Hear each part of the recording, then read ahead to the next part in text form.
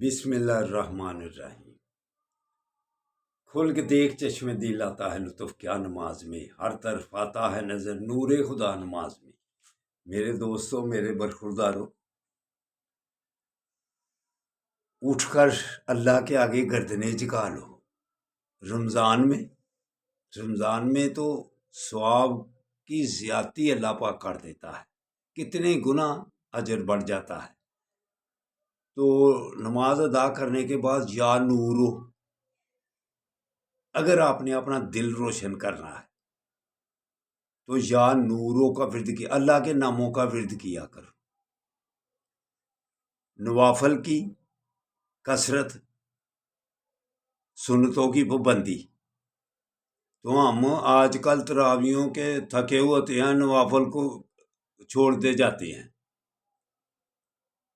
اگر آپ صحیح طریقے سے نماز ادا کریں گے انشاءاللہ تعالیٰ ایک سنت کا ثواب 100 شہید کے برابر ہوتا ہے۔ لیکن ہم سنتیں نماز کی ادائیگی میں کچھ ہم کیا کرتے ہیں، کتنے حصے جو نماز کے ہیں وہ ہم بے ترتیبی سے کر دیتے ہیں۔ ترتیب جب ان کی صحیح ہوتی ہے، جیسے یوگا والے اپنے جسم کو کھچاؤ میں رکھتے ہیں، لیکن ہمیں نماز اللہ تعالیٰ نے ایسے رکھ دی ہوئی ہے کہ پورا جسم اس کے تناؤ میں جب صحیح طریقے سے ادائیگی ہوگی نا تو آپ کا جسم معدے سمیت جسم کا ہر حصہ آپ کا جب کھچاؤ محسوس کرے رکوع اور سجود میں، تو پھر آپ کے جسم میں لچک پیدا ہوگی انشاءاللہ تعالیٰ، پھر آپ صحت مند ہوں گے۔